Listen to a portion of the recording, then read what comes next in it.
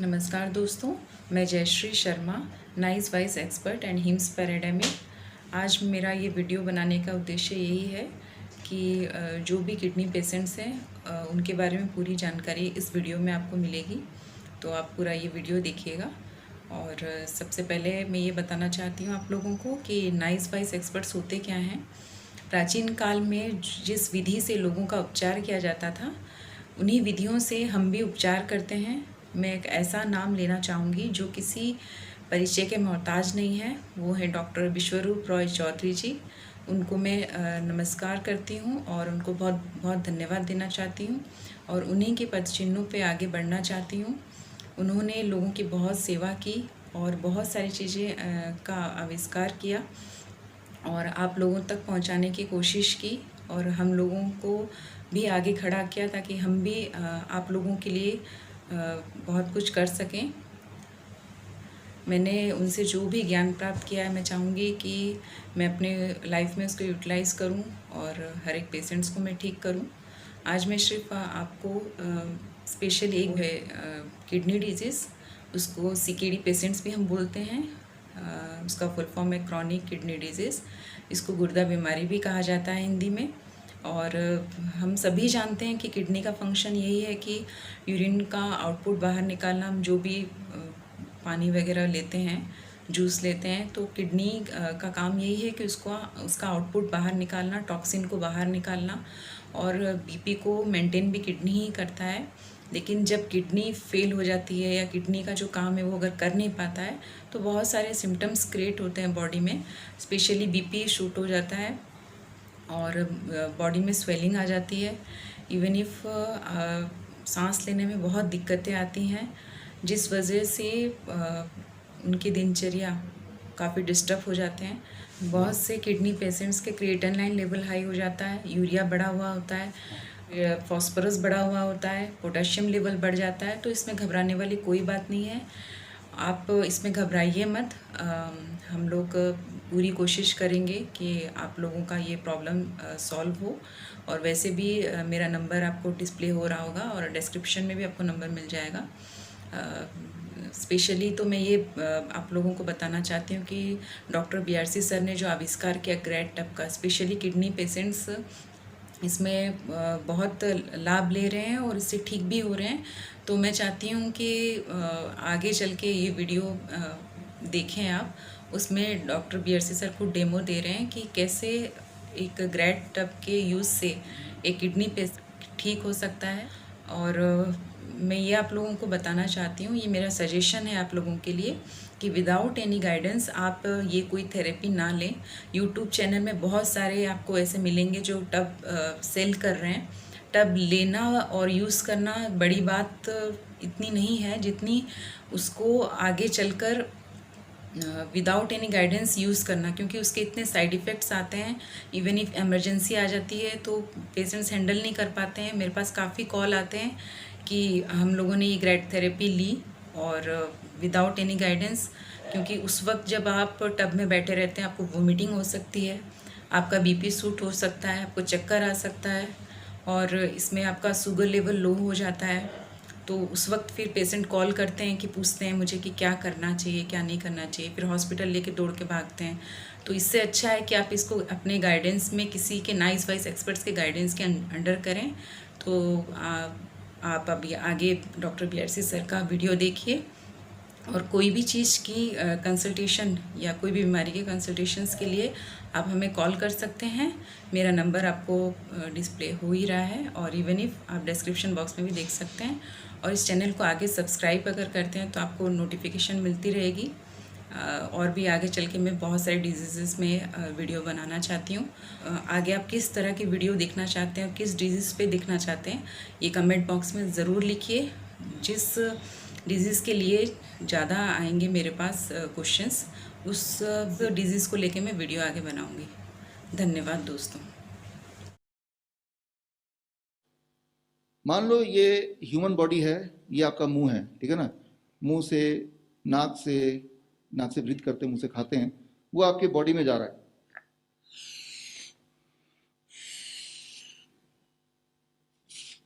ये आपके बॉडी में चला गया, राइट, रोज कुछ ना कुछ जा रहा है बॉडी में, राइट, और जो बॉडी में जा रहा है साथ में आप यूरिन पास कर रहे हैं, अगर हम किडनी के कॉन्टेक्स्ट में बात करें, राइट, तो वो बॉडी से जो चीज़ नहीं चाहिए बॉडी से निकल भी रहा है, राइट, या फिर आपके पसीने से निकल रहा है या आपके स्टूल से निकल रहा है, एक बैलेंस बना हुआ है ना, कुछ बॉडी में जाएगा और कुछ बॉडी से निकलेगा, तो एक बैलेंस बना है, राइट, उतना जितना कि ये बलून सह पाए, मतलब कि आपका बॉडी उतना स्ट्रेस ना हो जाए कि बलून की तरफ फट जाए। लेकिन आप सोचिए कि ये आउटलेट बंद हो जाए, ये आउटलेट बंद हो जाए, लेकिन ऊपर से खाना जा ही रहा है, राइट, और एक दिन, 2 दिन, 3 दिन आउटलेट बंद है, फिर तीसरे दिन भी, फिर चौथे दिन भी आउटलेट बंद है, तो एक दिन आएगा जब ये आउटलेट बंद है, राइट, तो वो फट जाएगा, तो इस मेडिकली इसे बोलेंगे कार्डिक अरेस्ट हो गया, राइट, वो body is like a balloon और एक टाइम पे वो फटेगा and that is the death, right. तो फिर अब क्या है कि जितने रफ्तार से अंदर जा रही हैं और जो चीज़ यूज़ नहीं हो रही है वो बाहर भी उसी रफ्तार से रोज आना चाहिए, और अगर नहीं आता है तो बॉडी में कहीं ना कहीं वो स्टोर होता जाता है, और स्टोर होता है तो उसी को हम बोलते हैं स्टोन, उसी को बोलते हैं ट्यूमर, उसी को बोलते हैं सिस्ट, उसी को बोलते हैं फिर स्वेलिंग, उसी को बोलते हैं क्रिएटिनिन, उसी को बोलते हैं यूरिया, उसी को बोलते हैं एक्सेस शुगर, उसी को बोलते हैं हाई ब्लड प्रेशर। अब कोई से कोई बीमारी को ले लो, हो यही रहा है, राइट। आपने कुछ भेजा अंदर, कुछ तो यूज कर लिया बॉडी ने, और जो यूज नहीं कर पाया वो बॉडी ने निकाला, राइट। फिर अगले दिन कुछ भेजा अंदर, फिर बॉडी ने यूज किया, कुछ जो नहीं निकाल यूज कर पाया वो बॉडी ने निकाला, राइट। तो एक बैलेंस बना हुआ, हम जिंदा हैं, हमें कोई दर्द नहीं, कोई पेन नहीं है। लेकिन जो लोग बीमार हैं, जिनको बीमारी बोलते हैं, वो क्या होता है कि वो बॉडी निकाल तो रही है लेकिन कम निकाल रही है, राइट, ज्यादा जा रहा है, निकल कम रहा है, तो जो एक्सेस है वो बॉडी फिर कहीं ना कहीं मैनेज करती है, स्टोर करती है, वो कहीं भी स्टोर करती है, तो उससे जुड़ के एक बीमारी होती है। So you have to understand कि कोई भी बीमारी हो, दैट मीन्स कि बॉडी के अंदर there is something, certain things जो कि नहीं होना चाहिए वो बॉडी में है, राइट। अगर वो घुटनों के इधर है तो वो फिर बोलेगा, वो जॉइंट पेन बोलेगा, आर्थराइटिस बोलेगा, कोई ना कोई और नाम देगा, लेकिन it is an excess accumulation, right. वो एक्सेस एक्यूमुलेशन वो क्रिएटिनिन के फॉर्म में हो, वो यूरिया के फॉर्म में हो, यूरिक एसिड के फॉर्म में हो, कभी कभी कोलेस्ट्रॉल के फॉर्म में हो, right. I am not saying cholesterol is good और बैड, लेकिन गलत जगह पे अगर कोलेस्ट्रॉल होगा तो बैड है। कैल्शियम गुड और bad, I am not saying that, लेकिन कैल्शियम गलत जगह होगा तो वही स्टोन बन सकता है, सही जगह हो तो हड्डियां मजबूत हो सकती हैं। तो कोई भी न्यूट्रिशन गलत और सही तो होता नहीं है, राइट। वो कौन सी जगह पे है, दैट डिपेंड, उस पे निर्भर करता है कि वो आपके लिए काम करेगा या आपका नुकसान करेगा, दैट्स इट। जब भी मैं किसी पेशेंट देखता हूँ, किडनी पेशेंट, उसके पैर देखता हूँ सबसे पहले। आप भी किसी पेशेंट को देखेंगे, उसके हाथ और पैर देखिए, राइट। अपने हाथ देखेंगे, उसके हाथ देखेंगे, अपने पैर देखेंगे, उसके पैर देखेंगे, एक सेकंड में समझ आ जाएगा किडनी पेशेंट है या नहीं है, राइट। अगर तो सूजन है, राइट, स्वेलिंग है, यानी कि बाहर नहीं निकल पा रहा, तो बॉडी की ग्रेविटी की वजह से क्या करता है कि पैरों में ही वो अटका हुआ है, गेटिंग द पॉइंट। तो उससे that is the first indication. कई बार तो उसको उल्टी होने लगती है, बॉडी का जो बाहर जाने का जो भी आउटलेट है उसको यूज करता है, कई बार उसको इचिंग हो जाएगी, यानी कि स्किन के रास्ते बॉडी बाहर निकालने की कोशिश कर रहा होगा, राइट। तो इस तरह से तो ये सिम्टम हम पूछते हैं कि इचिंग हो रही है क्या, उल्टी हो रही है क्या, एक्सट्रीम वीकनेस होगा, राइट, क्योंकि वो ऑर्गन्स के ऊपर वो फ्लूइड जमा है तो ऑर्गन्स ठीक से फंक्शन नहीं कर पाएंगे। तो this is how we know कि भाई इनके तो किडनी में दिक्कत है, is the patient. This is what we call as hot water immersion therapy. आप देखिए, इसमें पानी में हम बिठाते हैं इस तरह से, और पैर सीधे हैं और गले तक पानी है, पानी का टेम्परेचर 40 डिग्री सेल्सियस, और अभी जैसे आप और मैं हूं, अभी एटमॉस्फेयर, राइट, स्पेस से ऊपर जो हवा है, हवा का दबाव हम सबके बॉडी में है, right, that is called 1 atmosphere pressure. लेकिन पानी का दबाव भी हो गया ना, जो आदमी बैठा है यहाँ पे, उसके पानी का दबाव, इसके नीचे वाला हिस्सा जो है पानी का दबाव है प्लस एटमॉस्फेयर का दबाव है, 1 atmospheric pressure plus the pressure of the water also. ये दोनों प्रेशर प्लस हीट, जब ये तीनों चीज काम करते हैं तो एक मैजिक होता है कि बॉडी के अंदर जो अलग एक्सेस चीज है, हमें नहीं पता वो एक्सेस कैल्शियम है, वो यूरिया है, वो पोटेशियम है, वो सोडियम, हमें नहीं पता। हमें तो पता है कि पेशेंट को तकलीफ है, वो एक्सेस क्या है हमें नहीं पता। तो जैसे हमने बिठाया, जो भी चीज एक्सेस है वो स्किन के रास्ते निकलना शुरू हो जाएगा, right. If it is creatinine, वो निकलना शुरू हो जाएगा स्किन के रास्ते, और उसका यूरिन का अर्ज, उसे पेशाब आएगा, राइट, वो बोलेगा मुझे पेशाब करने जाना है, तो या तो यूरिन इकट्ठा होगा जो वैसे नहीं यूरिन हो रहा था, या फिर स्किन के रास्ते से होगा। एक्चुअली दोनों चीज ही होना शुरू हो जाता है। अच्छा, हमें कैसे पता कि हो रहा है कि नहीं हो रहा है? हम पहले उसका वेट करते हैं वेइंग मशीन से कि भाई आपका वेट कितना है, 65 kg। फिर उसको बिठाते हैं, 2 घंटे बाद फिर वेट करते हैं, निकलने के बाद, ट्राई करने के बाद वेट है 64 kg। तो कितना एक्सेस निकल गया? 1 किलो निकल गया ना। इसी को बोलते हैं डायलिसिस, राइट। इसी के सारा जो इंडस्ट्री है दैट इज डायलिसिस, राइट। तो ये कैसे होता है, फिजिक्स ऑफ इट, राइट।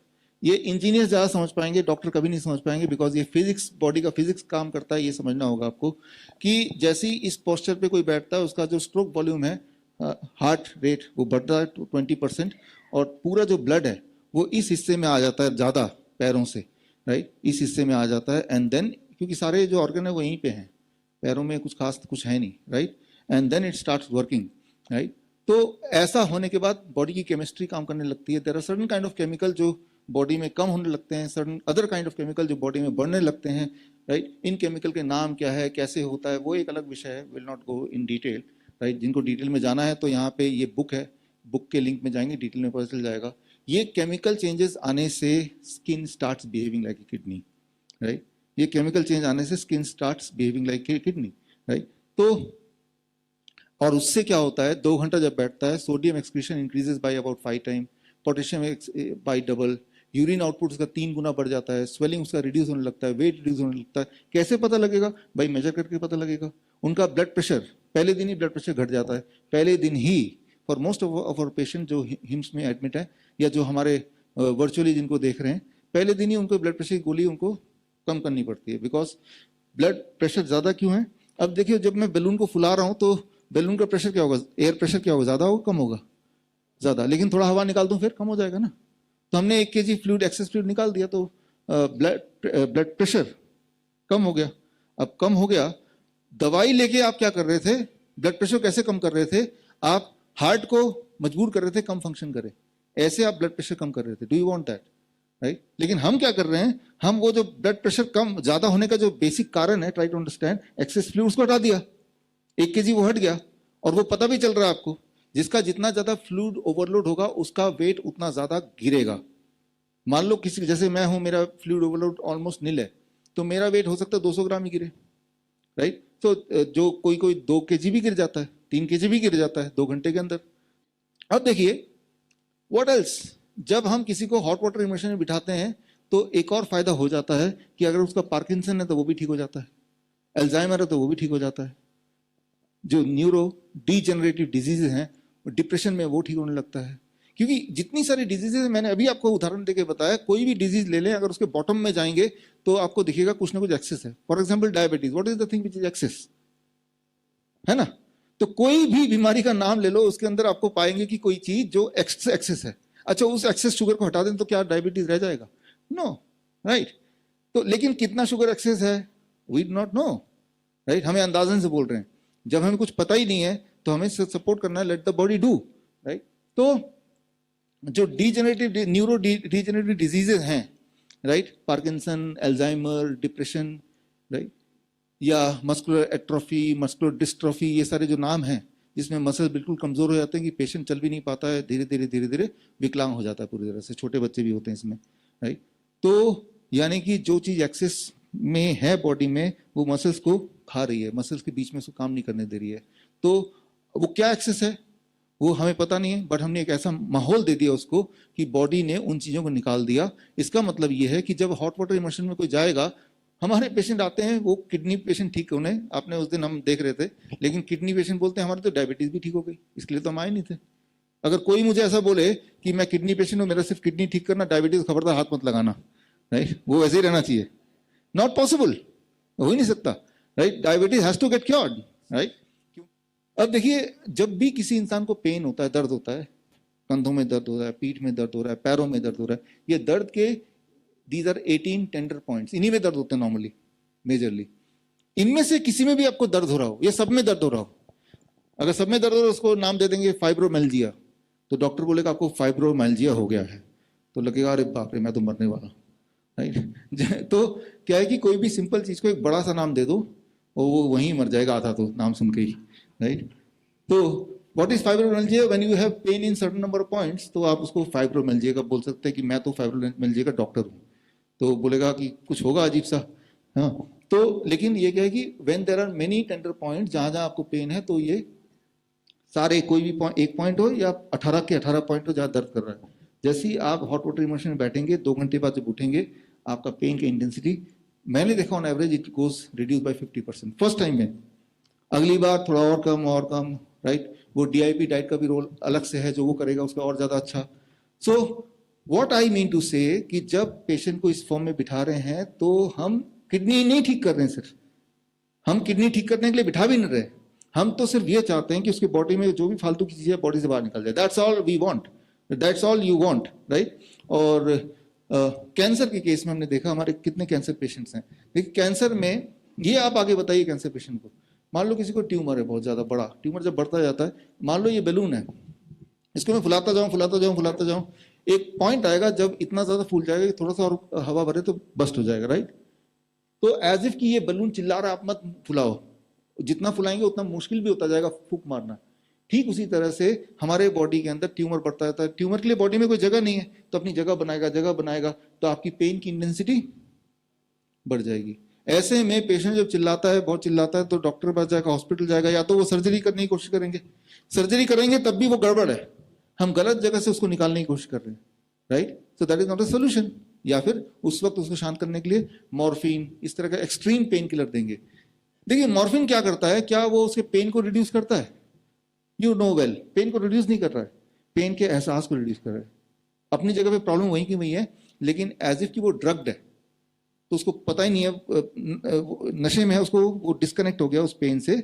उस पेन जब तक उस मॉर्फिन का असर रहेगा तब तक पेन का जो सेंसेशन उसे फील नहीं होगा, ब्रेन ने डिस्कनेक्ट कर दिया। तो मतलब डेंजर उतना ही है, और ज्यादा डेंजरस है, उसे एहसास भी नहीं कि डेंजर है। Getting the point, right. तो जो मॉर्फिन वाले पेशेंट हैं, जो दिन में 2 बार लेते हैं, 12 घंटे तक असर रहता है, फिर दोबारा लेते हैं, ऐसे पेशेंट जब हमारे हॉस्पिटल में आते हैं, हिम्स डेराबस्सी में आप अगर जाएं तो हम देखते हैं कि वो 2 डोज लेता है, राइट। सुबह 12 बजे, दोपहर को 12 बजे, रात को 12 बजे फॉर एग्जाम्पल। तो पेन के शुरू होने से पहले ही 1 घंटे से 2 घंटे के लिए हम टब में बिठा देते हैं, राइट। तो पेन के सेंसेशन आने से पहले ही बिठा दिया, तो ये जो हॉट वाटर इमर्शन क्या करेगा, ये ब्रेन को नहीं स्विच ऑफ कर देगा, ये अंदर से कुछ फ्लूइड ओवरलोड को निकालेगा। तो याद रखिए जो दोनों में पेन कम हो रहा है, मॉर्फिन भी पेन कम कर रहा है, अल्टीमेटली रिलीफ दे रहा है, और ये भी रिलीफ दे रहा है, लेकिन दोनों के मैकेनिज्म को अंडरस्टैंड कीजिए, राइट। मॉर्फिन पहला और ये दूसरा, कौन सा मैकेनिज्म सही है, पहला या दूसरा? Try to understand that. हमें पेशेंट को पेन रिलीफ करना है, fastest, safest, evidence based, right, cost effective, zero cost, right. 5वें तक पहुंचेंगे, दैट इज एक्सेसिबल, उस पर आएंगे अभी। तो फास्टेस्ट होना चाहिए। अच्छा, क्या ये मॉर्फिन जितना फास्ट है, इससे ज्यादा फास्ट है? आप मुझे विश्वास नहीं करें, I know you will not believe this, एक बार करके दिखाएं, देखें तो हमने तो करके देखते हैं। इट इज एज फास्ट और इवन बेटर देन मॉर्फिन। तो फास्टेस्ट हो गया, सेफेस्ट है। इसकी मैकेनिज्म देखें, इसकी लिटरेचर देखें, अभी तक के एविडेंस देखें, जो या तो हमारे पास हैं या फिर पूरे दुनिया में जो है अब तक, अब से पहले। I am not doing anything new. मैं जो आपको बता रहा हूँ, ऐसा नहीं कि मैं कोई नई चीज बता रहा हूँ, मैं सिर्फ नए तरीके से बता रहा हूँ, राइट। ये आयुर्वेद में भी लिखा हुआ है, हम सिर्फ उसको सिंप्लीफाई करके आपको आप तक पहुंचा रहे हैं, otherwise it is already there.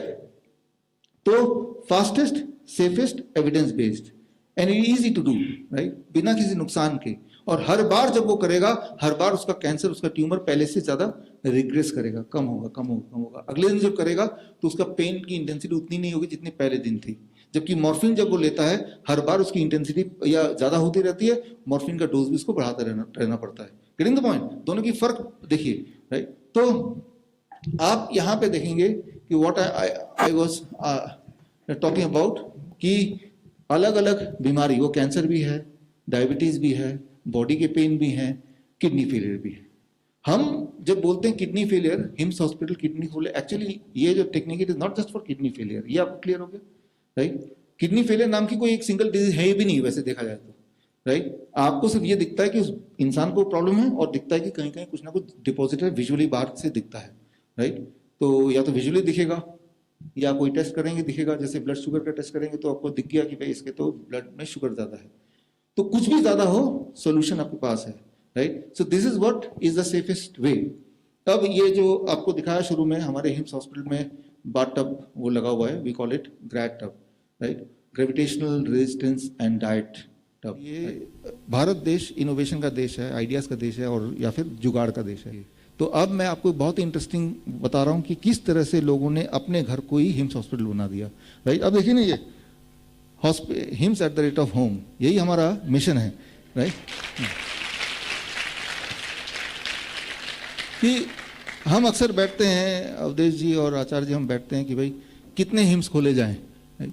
हम 10 खोल सकते हैं, 100 खोल सकते हैं, 1000 खोल सकते हैं, 1 लाख तो नहीं खोल सकते, और अगर खोल भी सकते हैं तो क्या उससे सब लोग, सारी बीमारी कवर हो जाएगी? नहीं, वो तभी होगी जब हर घर के अंदर ही हो और वो जो पेशेंट है खुद ही डॉक्टर हो, राइट, तभी हो सकता है। Is it difficult? It is not difficult, right.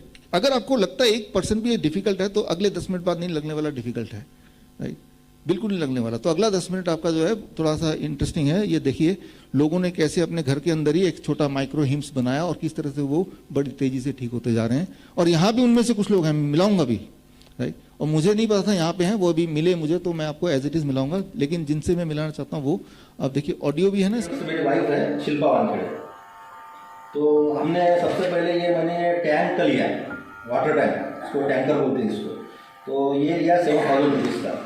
तो इसको ऊपर से कट कर लिया और बाद में ये दिख रहा है जो इसको वेल्डिंग कर लिया लोहे के हिसाब से, तो उन्हें वो सब मजबूत हो गया। ये हो गया 1500 रुपये का ऐसा। तो इस तरह का ये, और बीच में चेयर डाल दिया बैठने के लिए। तो ये चेयर को खरीदी थी। उसके बाद में हमने इंस्टेंट वाटर गीजर लिया, वो 1,300 रुपये का।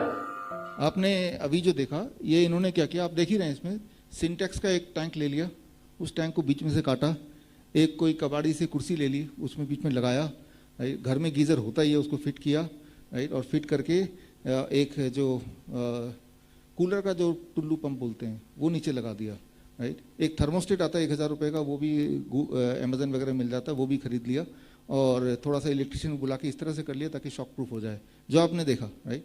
तो ये जुगाड़ है, लेकिन जुगाड़ अगर है या नहीं है, इरेस्पेक्टिव ऑफ दैट पेशेंट ठीक हो रहा है ना, तो इससे बड़ी बात क्या हो सकती है, राइट। घर के उसमें ये हमने बाथ टब बनाने के लिए पुराने फ्रिज का बॉडी लिया है, जो कि हमें 1,000 रुपये में मिल गया, और इसके सारे सेटिंग करने में हमारा 2,000 या 2,500 रुपये खर्च आया है। ये भी फ्रिज का बॉडी लिया है कबाड़ी की दुकान से, आप देख रहे हैं। ये नंबर 2 देखिए, दूसरा वाला ज़्यादा अच्छा है पहले कंपैरिजन में, बिकॉज ये थोड़ा सा आसान है, मुझे लगता है आराम से मिल ही जाएगा, 1,000 रुपये मिल जाएगा, सस्ता भी है, जगह भी कम लग रही है, रखने के लिए जगह कम चाहिए ना इसमें, तो ये फ़ायदा है। नुकसान ये है कि इसमें अगर आप देखेंगे हाइड्रोस्टेटिक जो पानी का जो पूरा प्रेशर है वो उतना ज़्यादा नहीं आ पाएगा, क्योंकि इसमें जब या तो वो छोटा आदमी बैठेगा, क्योंकि गले तक करना है ना, तो गले तक नहीं आए, ये उसका नुकसान है। हालांकि गले से नीचे अगर होगा तो असर नहीं करेगा, तब भी असर करेगा, यहाँ तक भी असर करेगा, लेकिन असर की इंटेंसिटी कम भी होती जाएगी। तो मैं प्लस माइनस पॉइंट भी आपको बताता जाऊंगा, ताकि अगर आप अपने घर के लिए कुछ बनाना चाहें तो आप उन सबको ध्यान में रखें। Doing is better than not doing, काम सभी करते हैं, तो वो जो काम करते हैं वही मैंने डाला है। और ये जो है ये दीज आर रियल पेशेंट्स, ये हमारे हॉस्पिटल्स के रियल पेशेंट हैं जो उन्होंने अपने घर में जाके सेटअप किया है, राइट। तो आगे बढ़ते हैं इसमें। Step 1. Choose an area near your home. It may be backyard or garden area. There, dig a pit in the size of 5 feet in length, 2.5 in width and 2.5 in depth. तो आपने देखा number 2, इसमें सबसे अच्छी बात है कि बहुत सस्ता है, राइट। और लेकिन इसमें नुकसान ये कि मेट्रो में हमारे पास इतना पीछे जगह है नहीं कि हम कर पाएँ, लेकिन गांव में है, गांव वाले को जगह की कोई कमी नहीं, वो कर सकता है, राइट। तो ये इसका प्लस एंड माइनस है। और इन्होंने तो हमें नंबर भी दिया है कि कोई अगर बनवाना चाहता है 1500-1550 रुपये में उसके घर में जाके बना के दे के आएंगे। तो ये सर्विस इन्होंने स्टार्ट कर दिया, तो कोई अगर बहाना सोचे कौन गड्ढा खोदेगा तो उसके लिए भी तैयार है, पॉलिथीन जाके लेके बना के देंगे, ठीक है ना। नेक्स्ट,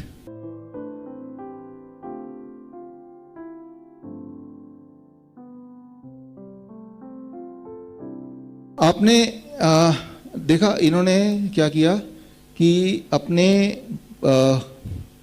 बाथरूम का एक पार्ट में सिर्फ एक दीवार लगा दिया। टैप ऑलरेडी है, गीज़र ऑलरेडी है, गीज़र का पैसा बच गया, टैप अलग से बच गया, सिर्फ एक दीवार लगा दिया। तो ये आइडिया बड़ा मस्त आइडिया है, राइट। कैसे पता चलेगा 40 डिग्री टेम्परेचर है? उसके लिए क्या करते हैं ज़्यादातर हमारे पेशेंट्स की, ऑटोमेटिक ना खरीद के ऐसा एक थर्मोमीटर रख लेते हैं 200-300 रुपये का, बार बार देख, खाली तो बैठे ही हैं वैसे भी, हाँ। तो देख लेते हैं थर्मोमीटर में, भाई अच्छा 40 डिग्री हो गया तो ऑफ कर देंगे गीज़र को, फिर देखा 39 डिग्री हो गया, गीज़र को ऑन कर देंगे, ऐसे मन भी लगा रहेगा, मन बहलता रहेगा, है ना। तो अगले पे चलते हैं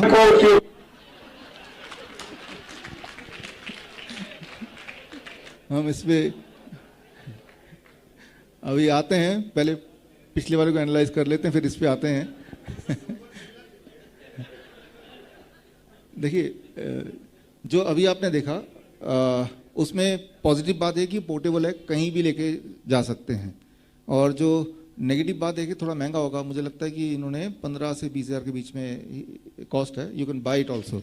अब coming to the next one, water immersion को उपयोग करने लगा तब से बहुत ही ज़्यादा फायदा होने लगा है। वाटर इमर्शन लेना शुरू किए हूँ तब से शरीर पूरा हल्का लगता है और ये हमारे शरीर का और मुझे हल्का और ताजगी महसूस होता है।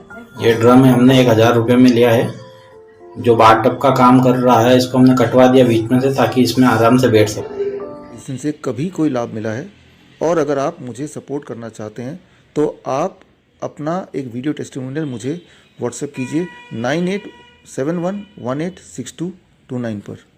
धन्यवाद।